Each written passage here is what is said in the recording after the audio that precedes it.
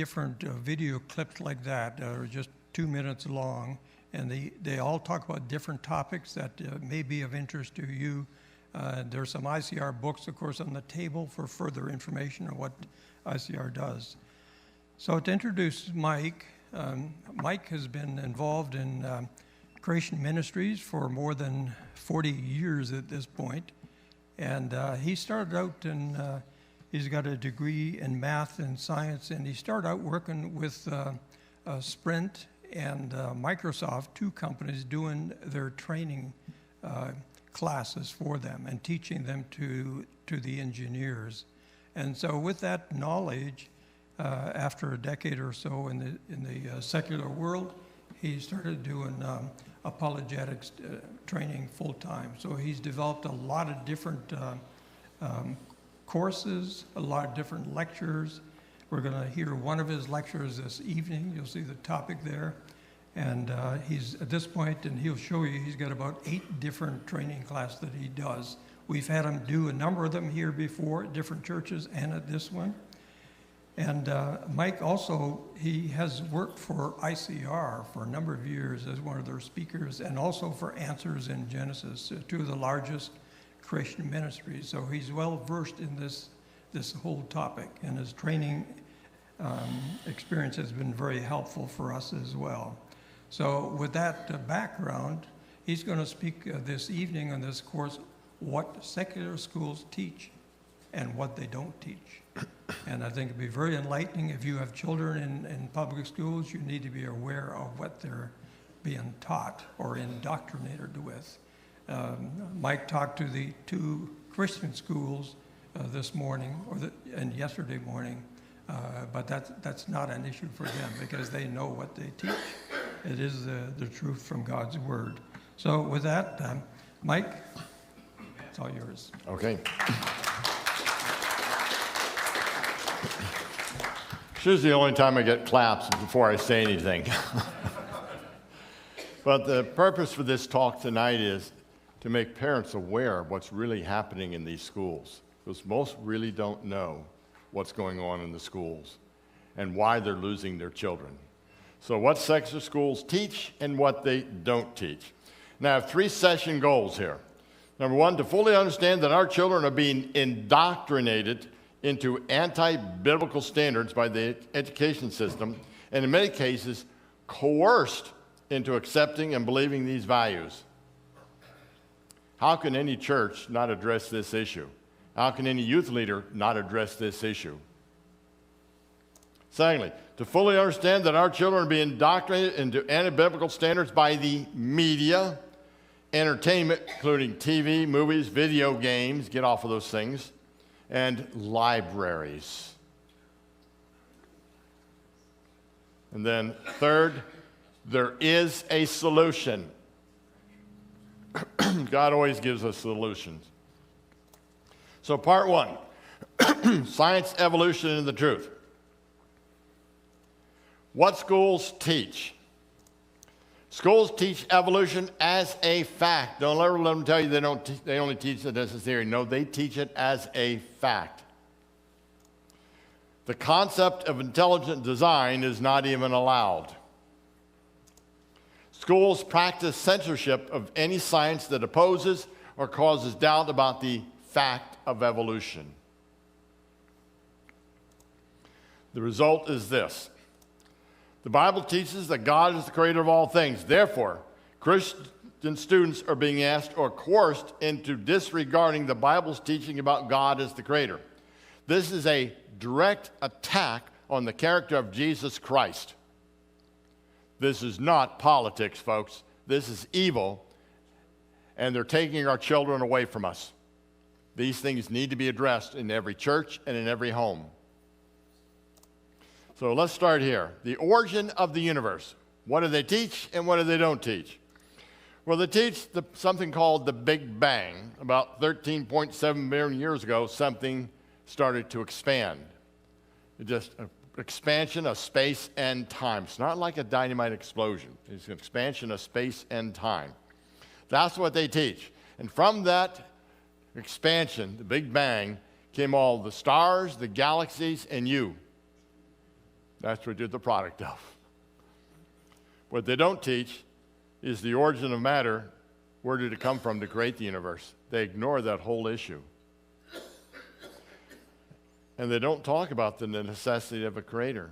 They're not allowed to. Let me tell you about that one. Here's their answers. One of the things I will come up with is this. This is one of my favorite tools for answering in many of these discussions I get into. It goes like this. Without a creator God, nothing could exist. Therefore, God must exist. You don't have to know anything about time dilation, redshifts, the cause and effect. You don't have to know anything about that. Your first thing is, without a creator God, nothing could exist. Therefore, God must exist. Where do we find that? The first 4 words of the Bible. In the beginning, God. The Bible assumes God exists. It never attempts to prove it. So let's play off what the Bible teaches. Without a creator God, nothing could exist. Therefore, he must exist. Then I follow that up with this statement. Now, you, non-believer, tell me, using nothing but observational evidence, where did the matter come from to create this universe? What have I just done there? It's called a tactic. I was challenged. A lot of times I'm challenged, prove to me God exists. I give them my proof. Then I turn it around to make them accountable for what they believe. And here's their answers. The universe created itself. What? Common sense says what comes from nothing? Nothing. So right there, they're trying to violate all logic and science. I won't let them get away with that. Or they will say, the universe has always existed. That's a direct denial of the laws of science. Because there's one of those laws, can I use a big word here? Thermodynamics. What does thermo mean? Heat. We're talking about heat energy. Everything's losing its available energy for doing work over time. Now, we do that too. Every day we lose energy, but we can replenish it. But there's nothing outside this universe to replenish anything inside the universe. So if the universe has always existed, it would be in what we call a virtual heat death, no movement. Everything would have lost its energy. So what they're doing there is denying the second law of thermodynamics, which is the most well-established laws in science. So who's really going against science and logic? The evolutionists. Or, you ready for a real fancy one? It was a quantum fluctuation. Boy, does that get you. I was in an upper-level physics classroom. They invited me in to speak on creation, secular university. I know what they wanted to do. They wanted to destroy me, my argument, and the Bible. And when I got through without a creator God, the professor brought up quantum fluctuation. That's not hard to handle, folks. You don't even have to know what it is. Quantum fluctuation requires energy. Where did your energy come from? The argument's over. They don't have anything else. Other than the real craziness they're coming up with now, nothing doesn't mean nothing. But they don't have an answer. We do. It's called a creator God, and that does not violate any laws of science because he's not bound by materialism. He created everything. He owns it all. So all those don't work.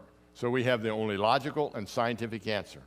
Without a creator God, nothing could exist, therefore he must exist. Let's talk about stars. New stars are forming all the time, that's what we're told.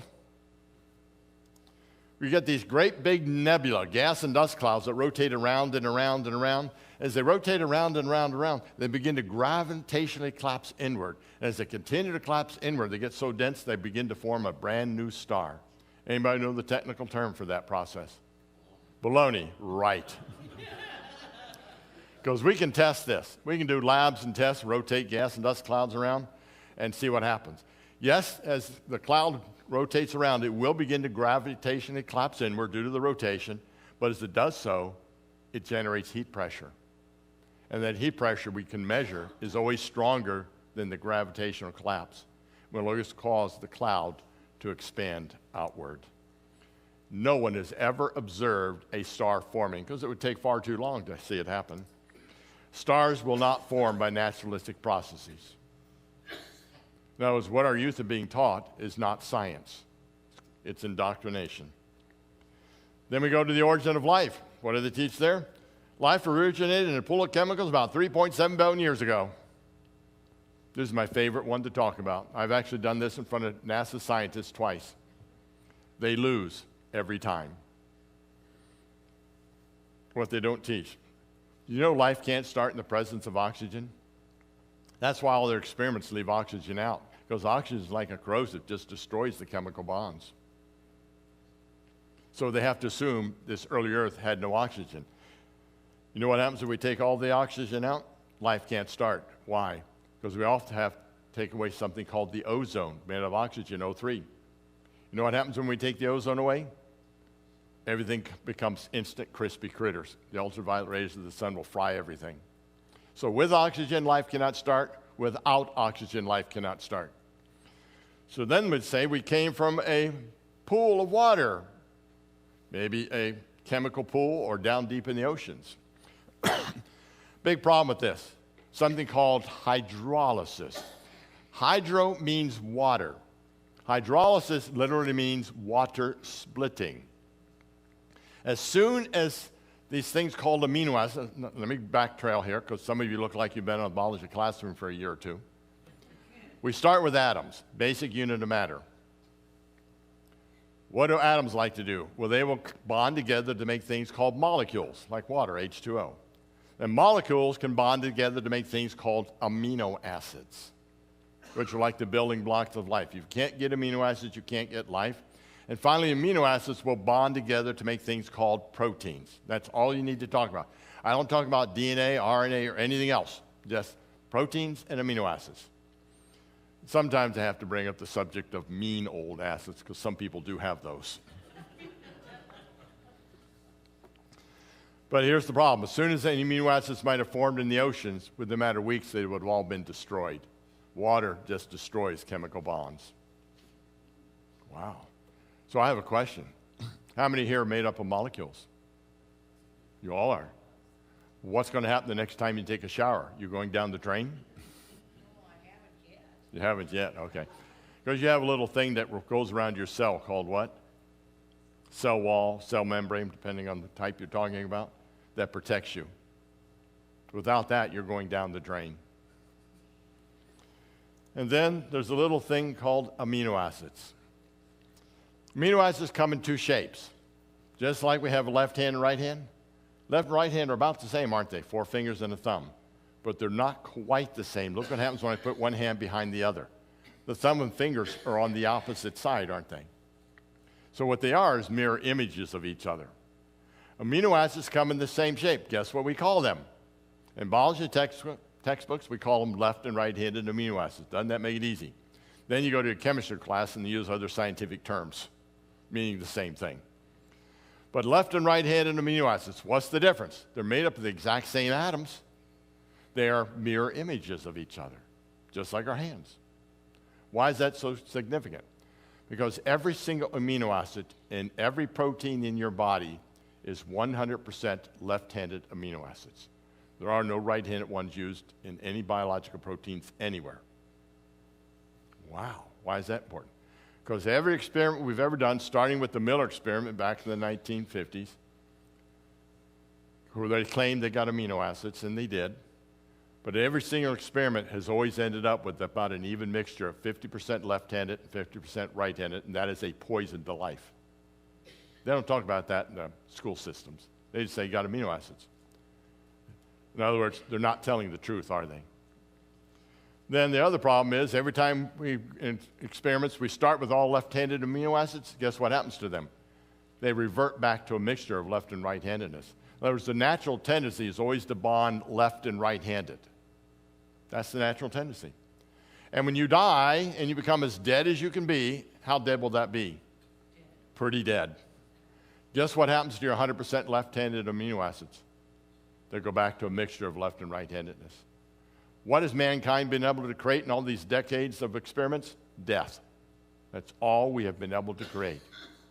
No one has figured out how and why we have to have left-handed amino acids and how that could even occur. No one has solved that problem or come close to it yet. So the origin of life, we can't even get one small biological protein, let alone a cell, It's over right there. Don't let them go anywhere else. Because the origin of life is a critical component of all Darwinian evolution. It's foundational to Darwinian evolution. They can't get the first cell. Don't worry. Don't even talk to me about biological change. That's how you control the argument. They talk about all these fossils up there. Wait a minute. You got to tell me where the first cell came from to make all these fossils. You control the argument. The mechanism for biological change. Now we're talking about Darwin here. They teach new beneficial mutations add new genetic information. The problem is over 99.9% of all known mutations are detrimental or neutral. They don't talk about that. There are some recognized beneficial mutations in a very limited sense, such as a very closed environment. They'll last for a while. Take them out of that environment, they're dead. So that doesn't work. However, no mutation, even the alleged beneficial ones, have never added new genetic information. That is the key to all evolution, and they haven't found one yet. So for evolution to occur, they have to have new genetic information. Claimed beneficial mutations always occur because of a loss of information, never a gain. Here's Dr. Jerry Bergman, PhD in human biology. About 4 in 10,000 of known mutations are presumed to be beneficial. However, these are only beneficial in a very narrow sense since they involve a loss of function. Not one of these mutations unambiguously created new information. No new information, no evolution, folks. Let's talk about some more of the mechanism for change. Let's talk about this thing called natural selection is the driving force for biological diversity. That's the big thing today, natural selection. Our youth get taught about this all the time. I want to show you what this natural selection means to an evolutionist. Because your youth, your children may be asked the question, don't you believe in natural selection? If they say yes, they just denied the existence of God. Let me show you what the evolutionists teach. Natural selection, was truly a revolutionary concept, the exclusive direction-giving factor to evolution. I thought God gave us direction. They're using natural selection to replace God. So be very careful how you answer these questions. Jerry Coyne. Natural selection remains the only explanation for the wondrous adaptive complexity of organisms. What they're saying there, that replaced God. So natural selection. The mechanism for change is external. It's the environmental stresses that allow you to adjust and adapt to your environment. Folks, I didn't know rocks and wind had brains to make any decisions at all. So it's a very simple solution there. How in the world can the environment tell our bodies what to do? What they don't teach is something called critical thinking. It's not allowed in public schools. Because once you start doing critical thinking, evolution's dead. What is natural selection? How does it work? So if somebody says, do you believe in natural selection? You will respond with a question. Somebody in the Bible did that several times. Anybody remember his name? Jesus, right. So rather than say yes or no, you're going to ask a question. What is natural selection? How does it work? I've done this in several debates, and every time they fumble around with just that question. What is it and how does it work? Then selection implies intelligence. What is your intelligence? They don't have a clue on that one, folks, because their idea is the environment. If they say the environment, where did the environment get brains to make this decision? And then where did all the information DNA come from to make the decisions? So answer a question with a question on natural selection. Don't say yes or don't say no. Challenge them. I even have geneticists out there who do not know how to answer these questions.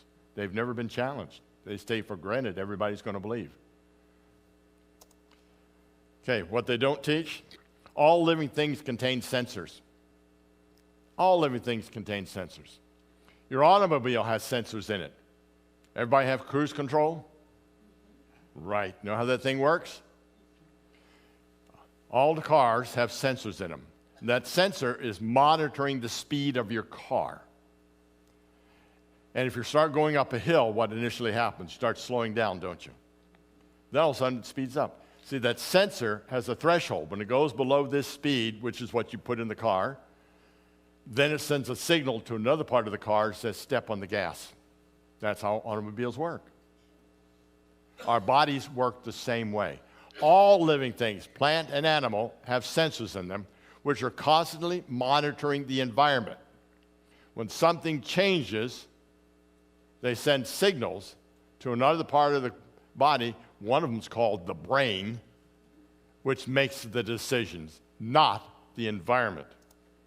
So all living things use sensors, internal logic mechanisms, to rapidly produce solutions to environmental changes that are so targeted they can actually be predicted now. This is the research Institute for Creation Research has been working on for years now. And they're starting to show this is a fact, that everything does have sensors. Even secular universities know we have sensors in them. It's as if it's all been engineered. This is the way engineers work on. Any computer programmers in here? Yes, don't you put little things in there for thresholds or things you can't enter in on the keyboard? Right. So you have kind of like something monitoring input, and if it's wrong, it sends a signal to another part of the computer and comes out a message. That's the way we program. That's exactly the way God programmed our bodies. Everything has sensors, monitoring the environment continually. So what is allowing your body to adjust within limits? Now, you can adjust. If you were living in Death Valley during the summer, you would adjust to it, wouldn't you? You might not go outside much, but you wouldn't die. But you would adjust. But if the temperature during the summer in Death Valley got down to 100 degrees, you'd probably be wearing a jacket. Something allows your body to change or adjust. It has nothing to do with the environment. You just get exposed to the environment. It has no brains. Your sensors are censoring a heat rise. Sends a signal to another part of your body to adjust to it. How many experienced during the winter here? 70 degrees can be pretty warm, can't it? But during the summer, 70 degrees can be mild, can't it? Your body has to adjust to that every year, to the seasons. The environment doesn't do anything. It's the internal mechanism that God has created. It's all pre-programmed information by God, not the environment. You see what natural selection is? Trying to take away God's work. The mechanism of biological change, the scientific evidence supports an internal, purposeful, design-based system called, this is what we're calling it, Continuous Environmental Tracking, or CET, created by God and not the environment. Kind of brings up a song, doesn't it? Now you're going to have that ringing in your mind all night long. Yes, we do need to give God the glory and not the environment. William Dembski, PhD in mathematics and a PhD in philosophy. Darwin perpetuated the greatest intellectual swindle in the history of ideas. Nature has no power to choose.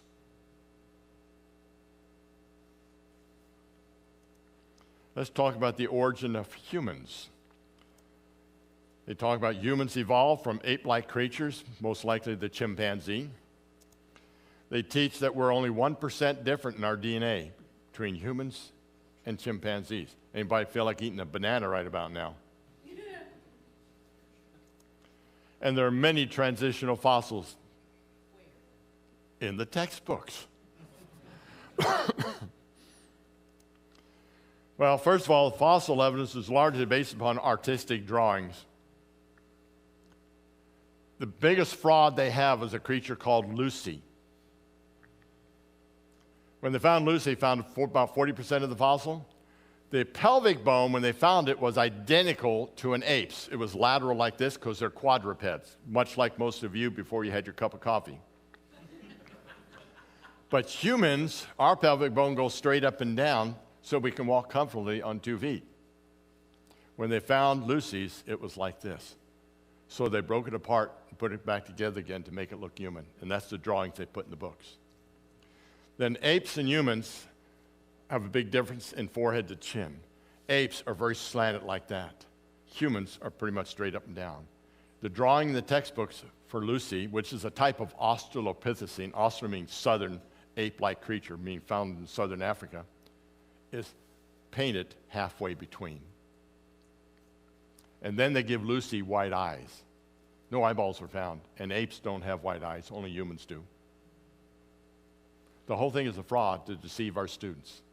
And if they don't get taught this, you're going to lose them.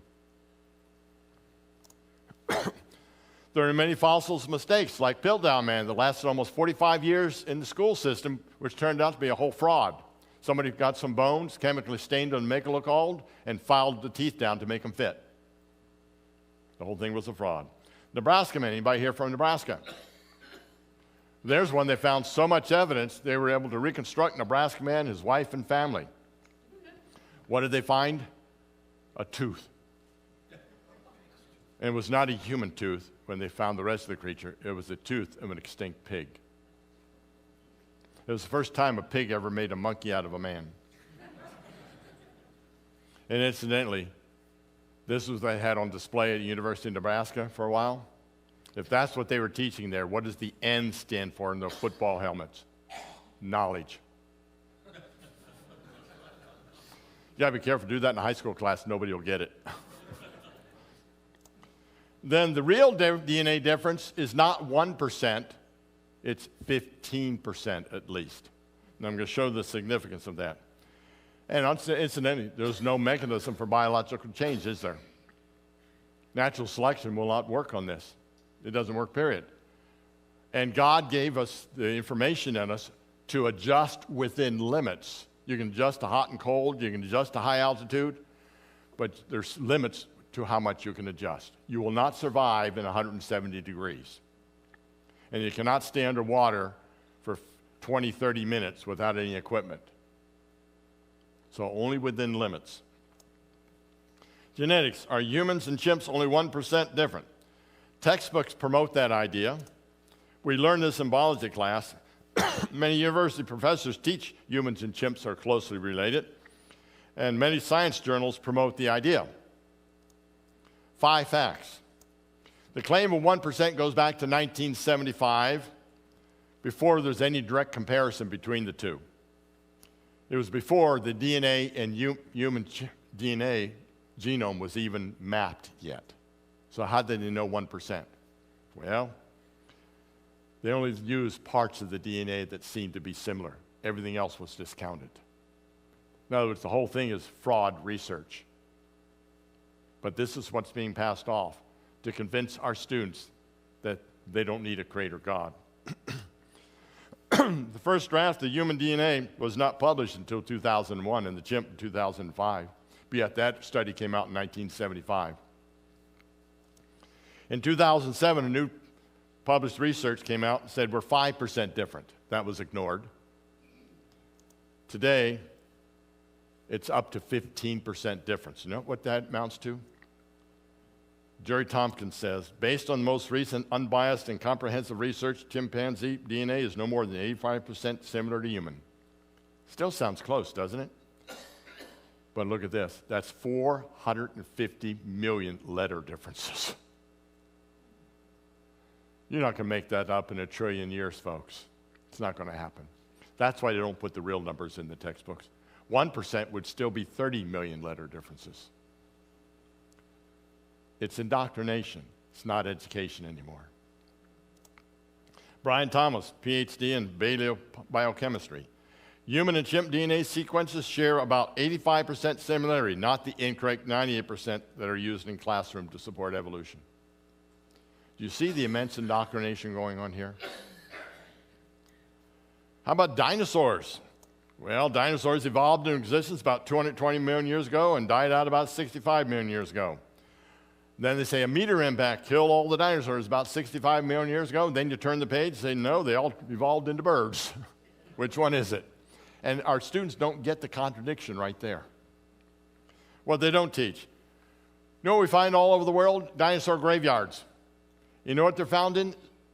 Sediments laid down by water.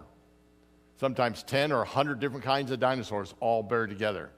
We find fossil graveyards all over the world with many different kinds of fossils from different ecological zones, sea creatures, mammals, all buried together and sediments laid down by water. What does that suggest? Pretty big flood. You know what we're finding in dinosaurs? Soft dinosaur tissue. It's actually stretchable. Unfossilized dinosaur bones, red blood cells, proteins, DNA fragments. After about 10,000 years, all the DNA should be gone. So why are we finding DNA fragments still in the bones? And then carbon-14. See, carbon-14, we take that in our bodies by eating and breathing. And carbon-14 is what we call an unstable atom or isotope. In other words, it changes back into nitrogen over time. So once you're dead, you're no longer taking carbon-14 in because you're not eating or breathing. Most people, I guess. But also, the carbon-14 that was in your body continues to decay out. And we estimate after about 80 to 100,000 years, all the carbon-14 should be decayed out. So why are we finding carbon-14 in dinosaur bones and many other old fossils? Any one of these refutes the evolution model. All taken together, it is a powerful evidence that dinosaurs could not have been dead millions of years ago, but only thousands of years ago. None of this is taught in the schools. It's all been censored out of their textbooks. This is what we need to arm our students with. Did you know everything I'm telling you can be taught in Sunday school classes? And at home, too. We need parents, grandparents, we need to arm ourselves to teach our children. Take one piece at a time. Don't try and get it all at once. And the type of teaching I'm talking about is not just hearing. Make sure they can verbalize it. Can they ask the right question? Monitor their questions on there. Such as, if dinosaurs died out 65 million years ago, why are we finding red blood cells, carbon-14, and soft tissue in the bones? Most teachers might respond, I've never heard of that. And that's probably true, because they went to the secular universities. But we need to train them, and then you can always say, can I bring in some information on that? And some of those books out there have that information on it. See, the question we normally ask is, what happened to the dinosaurs? You know, that's an easy answer. They died, didn't they? The big question is, where did they come from? We've already seen that they have to be only thousands of years old. You know what we don't find about dinosaurs? No transitional creatures leading up to the dinosaurs. I've been in museums all over the world. I've got many dinosaur books. I don't see any transitions. They do have a few alleged ones in there. When you look at them, they look just like dinosaurs. I'm going to see the half dinosaur, the quarter dinosaur. I'm going to see all those things. They don't find them anywhere on this planet. It's as if they were all created after their kind. On which day of creation? 6, the same day Adam and Eve were created. So dinosaurs and people did live at the same time. If you say no, then you're saying, I don't trust God's word. How about radiometric dating there? Ooh. What they teach? They're exact forms of dating. Help promote the selling of evolution. See, when evolution came out a long time ago, they needed to know how to sell it to the public. You know how they started selling it to the public? They need to have enough time, called something to show that this earth, the universe, is millions and billions of years old. So they came up with these radiometric dating methods, and they pass them off as exact science. And once we establish that the earth can be billions of years old, that makes it very easy to sell evolution. And most churches never fought against it. They just kind of let it go. And you know what true meaning of evolution? Evolution opened the door for the entire woke agenda. Because evolution did away with the need for a creator God. That means we can make our own rules, and men can become women and vice versa. You see what's happened there? Because we failed to fight one battle, now we're getting beat up by many battles. We have to combat this. It's not an option, folks.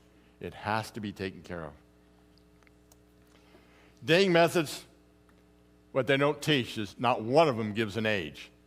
What they do is they give a ratio of elements, such as potassium and argon, rubidium, strontium. They give a ratio of elements in there, and from that ratio, they determine an age. That's not even mentioned in the textbooks. All the methods are based on assumptions that have been proven false, every one of them.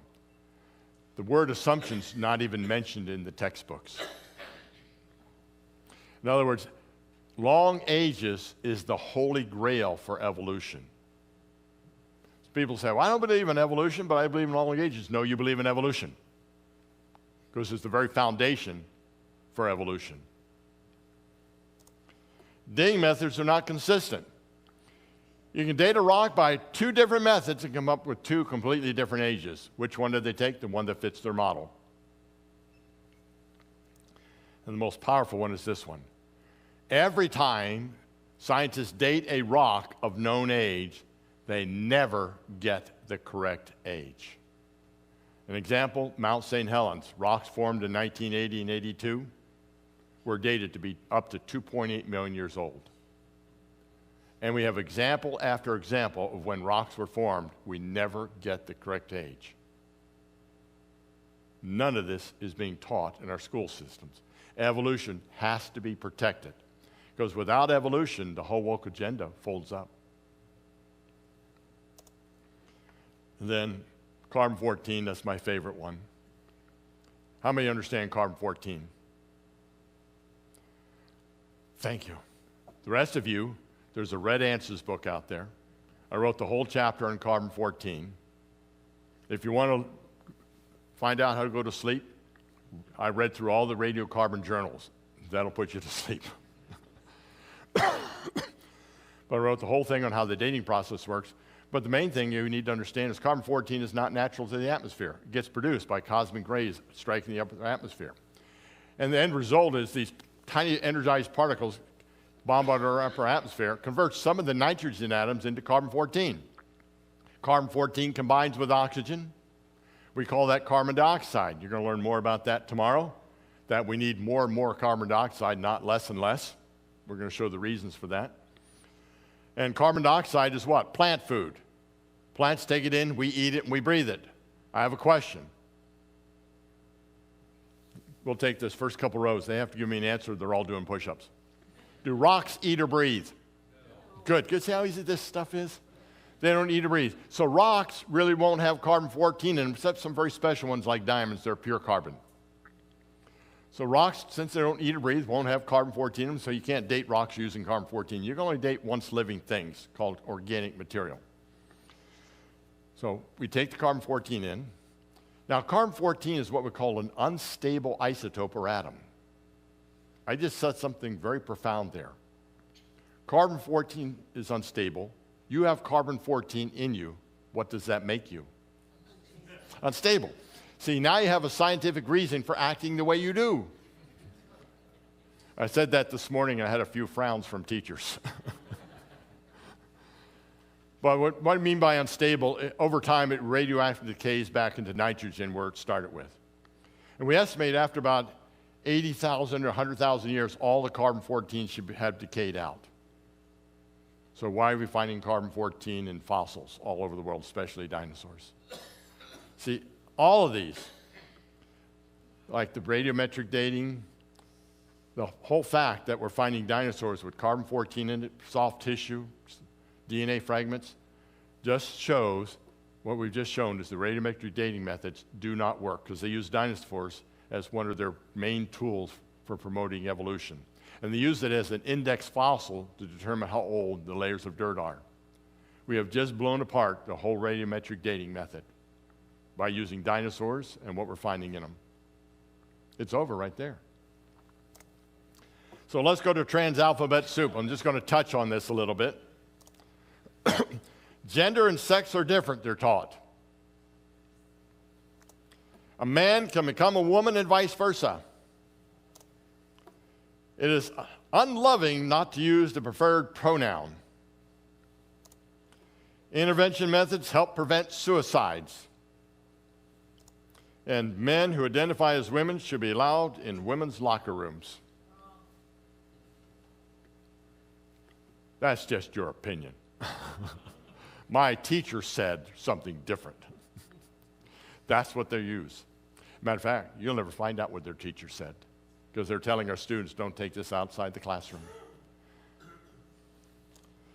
Can a man become a woman? Well, let's look at that. Can a man play dress up and become a woman? Wearing a dress doesn't change anything. It just makes you look silly. Can a man really get pregnant? Best you can do is put a pillow under there, folks. Can a man really have a baby? No. Now, when women go to a doctor and they say, I want to find out if I'm pregnant, the doctor's going to do something, aren't they? If a man went to a doctor and said, I think I'm pregnant, what do you think the doctor's going to say? Just going to laugh. Not all doctors today, though. They've been bought and paid for. Can a man really breastfeed a child? Not at all. It's insane. Can a man really have a menstrual cycle? No. See what it is? It's man's attempt to change God's design. You see, the ultimate thing is, whatever God created, he created good, and Satan's trying to destroy every bit of it. Really, they're asking Christians to be hypocrites. That's what our teachers are asking our students to be hypocrites. We can believe the Bible, but must accept the sin of homosexuality. That's what our children are up against. And if they don't accept that, they could lose their grade. Where are the parents? We should be all over those schools. Do not go by yourself. You can say I'm coming in, but you can bring 4 or 5 or 6 other parents with you. Document everything you have very well. And you're going to get a lot of that tomorrow when we talk about Big Pharma. Anthony will be teaching that section. He's one of the experts in that area when he talks about Big Pharma and trans-alphabet soup. See, a man is XY and a woman is XX, and guess what? You cannot change that.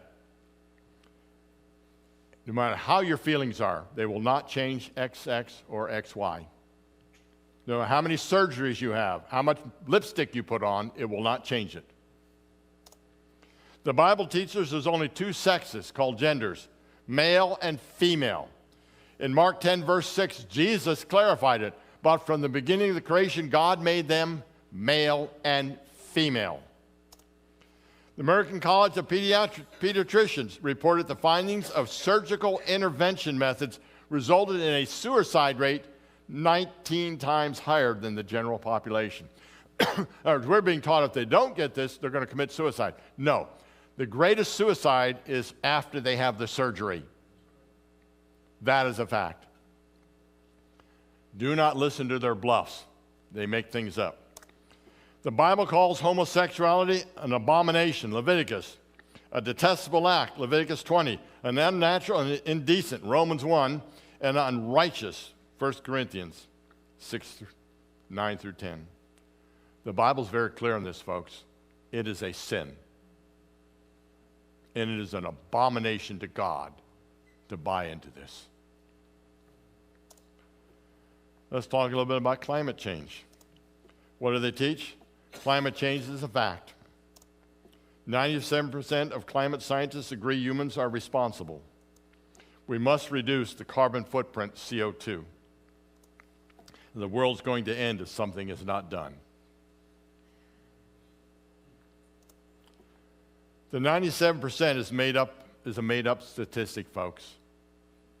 Our president at that time, Obama, used it in one of his speeches. The whole thing was made up. Of the 12,000 climate science papers, only 64 of them claimed global warming was due to human activity. Not the 97%, folks. The whole number is a fraud there. But that's what our youth are being taught, and they're being put in the stage of fear. Nitrogen and oxygen together make about 99% of the atmosphere. CO2 is 0.04%. What schools teach and don't teach? No one is protesting China, which is the largest producer of CO2. In 2018, China produced 1,000 gigawatts of coal-fired electricity. The United States produced just 36 gigawatts. They're hypocrites, aren't they? What they want to do is bring America down. That is the ultimate piece right there. Take America down and world control. That's why they're not touching China. They don't care about China. They're already atheist. What does Satan want to do? Destroy America. And we'll learn more about that tomorrow. Greenhouse gases is necessary for Earth to survive. Without them, the temperature would be about 59 degrees lower than it is today. Ooh, we'd be pretty cold, wouldn't we? I'd be moving to Venus in a hurry. Sanctity of human life. Abortion, what schools teach. It's a woman's right. Reproductive rights. It's a human right. It's just a blob of cells. My body, my choice. Being against abortion is anti-woman and anti-freedom. That's what our youth are being taught. No wonder so many are having abortions. Because we haven't combated that. We haven't taught our children yet. What they don't teach. The fetus has a metabolism and it's growing. Those are the requirements for something living. It's not just a blob of cells. It is a living person. They don't know this kind of stuff. They're still teaching in our schools, professors, that the fetus is just a blob of cells. I'd like to know when we stop becoming a blob and who makes that decision. Are you still a blob? The fetus baby is a separate human being from the mother, DNA. Does not have the same DNA. At fertilization, conception, the new human being has all the information they will ever need to grow into a full adult. In other words, there's no new information added after conception. The baby's heart is developing at 5 weeks. Abortion has nothing to do with reproductive rights. See, there's that terminology we fall for. Abortion has nothing to do with reproductive rights or reproductive freedom. We're not talking about the Sex Act here at all, are we? We're talking about this. Abortion has to do with someone making a decision to kill a human being. Has nothing to do with your reproductive acts there. But see, they tag that along, and many Christians are falling for it. The same thing we fell for social distancing. It had nothing to do with social distancing. It was really physical, wasn't it? But they put the word social in there so they could control more people. At 10 weeks, the baby can suck their thumb, swallow, grasp an object, and touch their face.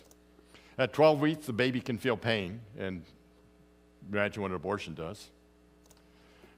Since it is against the law to murder a defenseless human, the termination of a pregnancy abortion is also the murder, killing a defenseless human. Throw that one at him. If it's okay to kill a baby, is it okay to kill a human being who's defenseless? What's the difference? Abortion is big money. And the procedure for abortion, folks, are extremely barbaric and can cause severe pain to that baby. I'm not going to go into the methods. You may not have a good sleep tonight. There have been over 62 million abortions in the U.S. since the Supreme Court legalized unrestricted killing of babies in 1973. That's more than all the wars we've been in. The number one cause of death in this country is abortion. God's mercy and grace, though, can cover any of our sins, can it? If a woman's had an abortion, we need to let her know this, that God's grace and mercy is bigger than anything they've ever done. That's very important in a talk. Okay, part 5, education. Over 60% of our youth are leaving the church because they're not getting the correct information. Over 70% of our youth have doubts about the Bible because they're not getting the correct information. They're not being taught to trust the Bible. And why? Less than 12% of youth leaders have a biblical worldview, so why are they teaching our children? 8% of Americans agree the church has lost its influence on the culture. It's one of the latest studies. We've kind of started hiding behind our pulpits too much. Many Christian universities are compromised, and over 85% of Christian students attend public schools. And guess what they're being taught? All the things I just told you. They're being taught not to trust the Bible. Here's what they're being taught. The Bible is mostly myth, fiction. Evolution is a fact. Abortion is health care and a right. Climate change is a fact, and if something is not done, the world will end. A man can become a woman and vice versa. Marxism is the preferred form of government, and America is an evil nation, the 1619 Project. That's what they're being taught. I hope that makes a difference in what your understanding is, what our children are going to. Would you dare go to an organization 5 days a week and be taught this? Would you dare go to a church that taught this every week from the pulpit? Why not? We send our children there. In other words, we're sacrificing our children. And here's the view here. Look at the generations. We're losing more and more every generation. What that tells you is what we're doing is not working. I know I talk to pastors all the time saying, no, we're doing a great job. They're lying. Very few are making a difference. There are some good ones out there, but very few are making much of a difference. Part 6, solution. What is needed is a plan that can be translated into action. Wouldn't that be something? Have a plan taken into action on the part of Christian educators, parents, and pastors. Church is terrible at planning. They can plan covered dishes and food and things like that. They can plan a little outing once a month or 2 months. But what's the plan for educating the next generation? So a 4-part plan for equipping the next generation. I like solutions. Part 1, awareness seminars. That's kind of like what we're doing right here. What your organization, Apologetics Forum, does. Creation Training Initiative, we do that. Answers in Genesis does that. Institute for Creation does that. Apologetics Forum, and many other local creation groups. They have forums like this that just give general information. But that's not near enough, folks. The question is, can you use any of this, what I taught today? If you can't, we need to go to the next step. Part 2, we need application level training. That's what's missing in about 99.9% of our churches, application level training. That's what we do at CTI. We offer courses, we do personal coaching to train new teachers, how to teach creation, evolution, and proper education methods for educating for success. We do things like that. But application level training means, can they do or perform anything with the information? If they can't do anything with the information you just gave, then no teaching took place. That is a cardinal rule in education. You can teach for 12 weeks in a Sunday school class. If your students can't do anything with it, you didn't teach anything. You just gave information. We must go to application level where they get to practice using this, where they're challenged. Can they verbalize it? Can they evangelize? Can they give the gospel? What do you want your students to do and be able to do with the information at the end of the course? That should be the first thing you ask before you start teaching anything. What are you going to be able to do or perform at the end of this course? If you don't do that, folks, you're cheating your students. This is called real education, not just coming and listening. And these are the courses we offer at Creation Training. We have a brand new thing we're going to do next year. We've been told it won't work. I know it will. We've done it before. I did it at Microsoft with engineers, took them to their limits, and we've had a 5-day class where we did it with students college age and up. 5-day class, 8:30 in the morning till 8:30 in the evening. And they had written tests they had to do, and presentations they had to do. You know what our success rate was after 7 years of doing that? 100%. I don't tolerate failure. We work as a team for success. What we're going to do next year, starting in July, is a 4.5-day youth seminar. It's called Christian Apologetics Training Camp. We're going to offer it in Dallas, first offering. We're going to take 60 high school students and turn them into evangelists and apologists. There will be no entertainment. That's why a lot of people say it can't be done. You can't train students without the entertainment. Folks, that is deception right there. We have been deceived into believing that. You don't need entertainment. Students will bear under this. 4.5 days of training and teaching, and it's all application level. They will have to verbalize when they're challenged, how to respond. So that's our next big course. Part 3, We need to get our schools out of the indoctrination centers called public schools. We have to get them out. But there's more to it than that, folks. Where are they going to go? Nobody asked that question. Where are they going to go if we take them out? Well, that's part 4. See, the biggest mission field is not overseas. The biggest mission field is right here in our own backyard. It's called the next generation. We're losing them over 60%. We must have church unity where people from multiple churches will come together for maybe up to 6 months and get trained how to teach. How to teach with objectives, application level teaching, and then the knowledge on apologetics and evangelism. That's what it's going to take. We must have teachers. Oh, I got a teaching degree. That's not good enough. You need to be able to be a facilitator. Educate for success. In these courses we offer, we have different techniques how to retain information. We developed some of these at Microsoft, and the engineers loved it. Because in the 5 years I held a 5-day class there, all day long, nothing but technical information for 5 days. Only one person didn't pass. And my tests were extremely difficult. Everything had to be 80% or better, and the final exam was written and verbal.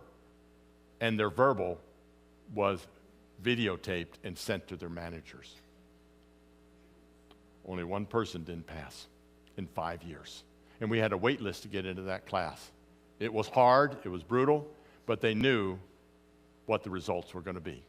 That's the way we need to be training. It doesn't have to be brutal, but we need to work as a team for success. Churches need to financially support this. This is where we need unity. Churches need to come together and understand the mission field's right here. We need to finance our Christian schools, our Christian co-ops. We need to get teachers that can actually be paid for what they're doing. What a thought. Get these teachers trained so they can teach the right subject. They can teach apologetics. They can teach evangelism. That's what we need. We need to fund Christian education. Churches need to come together to do that. So, conclusion, it's within our grasp to do all of this, to make the next generation be able to stand firm in their faith. The question is, are we, the church and parents, willing to step out of our comfort zone and get the work done? That's what it comes down to. Who is willing to start something off like this in the community? Get 4, 5, or 6 churches together and say, let's start funding teachers that can teach our next generation the truth of God's Word. That's the solution we've come up with. Okay, I'll hand it over to Heinz for any questions. Okay, well, let's thank Mike for the presentation.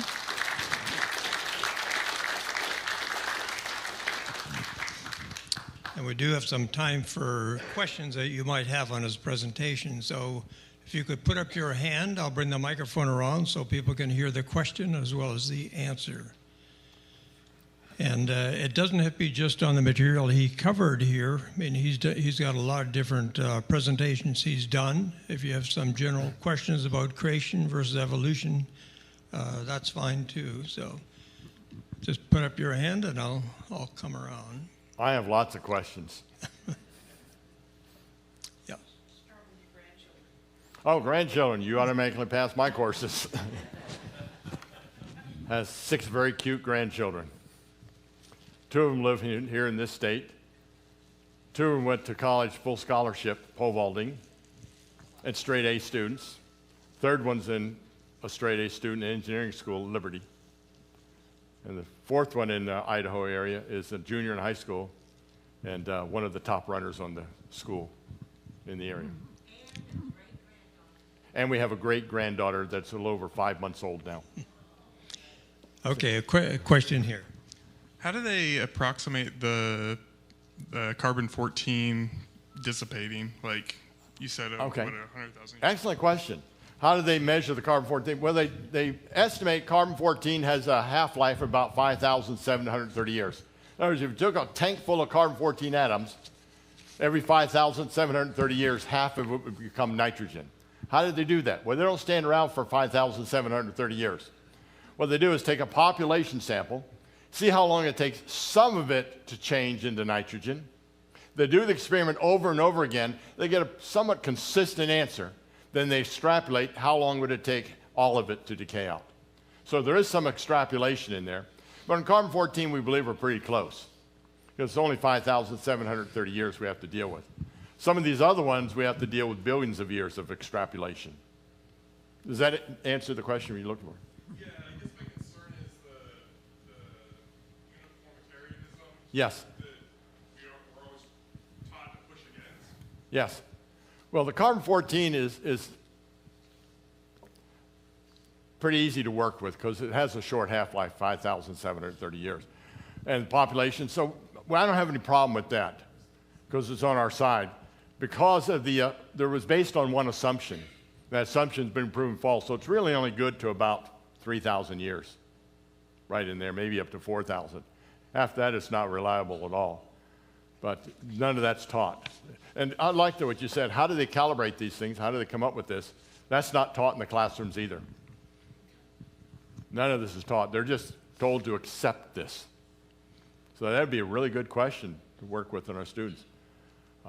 How do they do this? How do they come up with these numbers? How do they know how long it's going to take to all decay out? Well, if it has a half-life about 5,730 years, you keep doing that every half-life, half-life, half-life, half-life, you'll go down about 60, 70,000 years, and most all of it's gone. So that's how they do it. Okay, question back here. What do you say to leadership in the church? Not this one, of course, but the two words that I can't get across to my pastor and leaders are political and politics. It's always, well, we don't go there. Okay. First of all, it's not politics. It's evil. That's the number one thing right there they need to understand. And they're not willing to combat evil. They do not understand it's a spiritual battle. If they're not willing to combat that, then it's one of the reasons we left our last church. Very good expository teacher, but he wasn't going to teach anything from the pulpit. So we had to leave. I sat down and talked with him. That's the right thing to do, sit down and talk with him. And they'll gang up on you to bring all the elders with them too, and that didn't bother me. 6 people against 1 Marine, they lose right away. But that's the first thing I'm going to tell them is not, what did Jesus do? Did he shy away from the politics of the time? He went right after the Pharisees, didn't he? So biblically, we're supposed to do this. Okay, other questions out there? Just raise your hand up and I'll come around. Yeah, right here.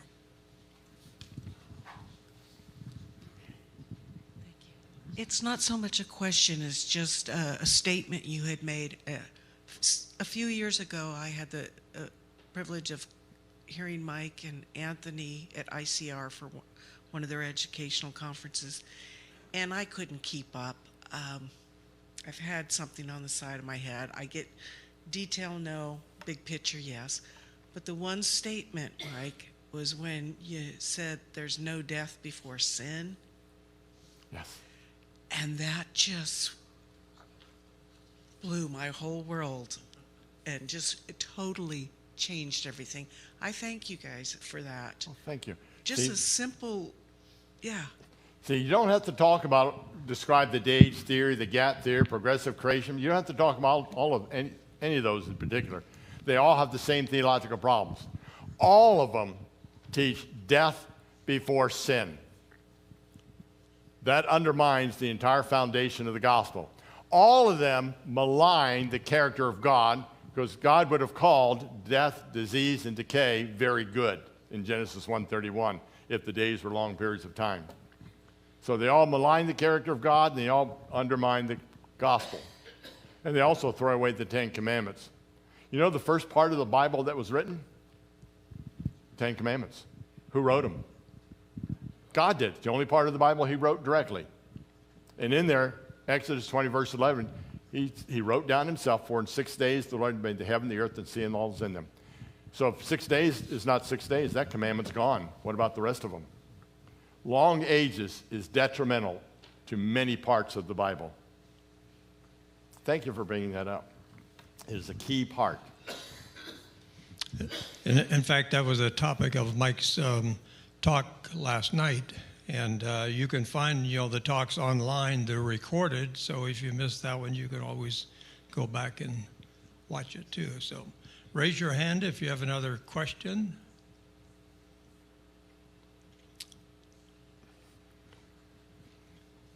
Okay, here's the way to do this. If there's no further questions, we're all done. Anybody dare have a question?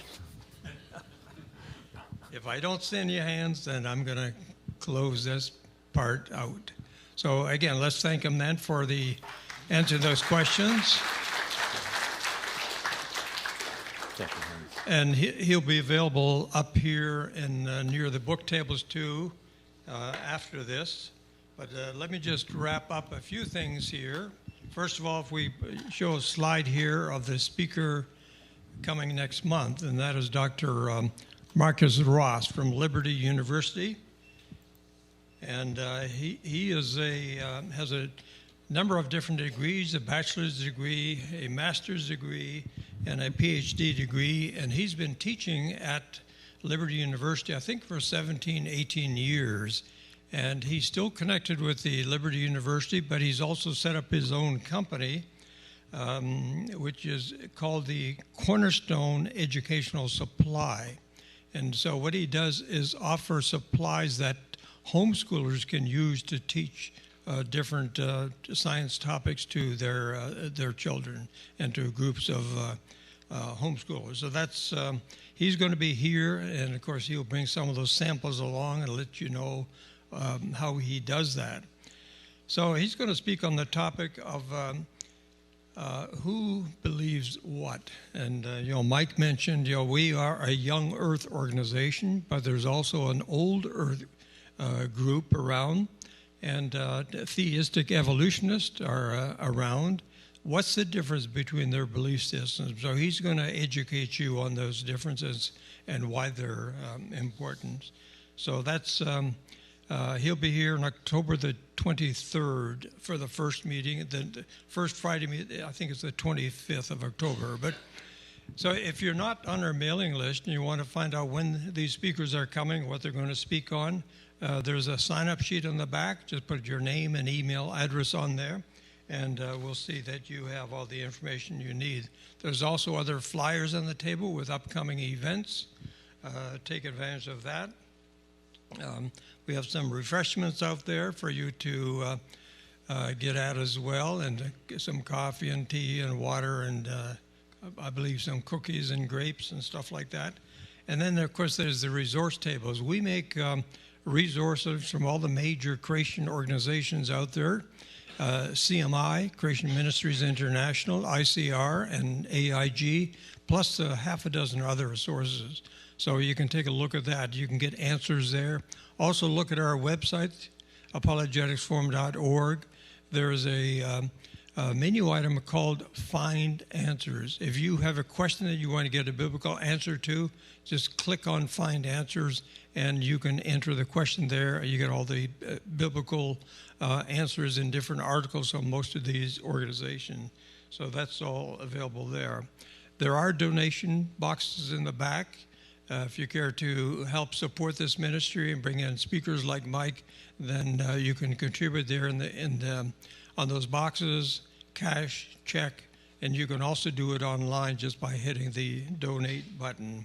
And then I want to remind you that tomorrow, I know some of you are signed up for the class, and we've got it there on the sheet there. So that starts at 5:30. Tomorrow morning, and will be held in the foyer. Yeah, it ends at 5:30, but it starts at 8:30 in the morning. Sorry about that.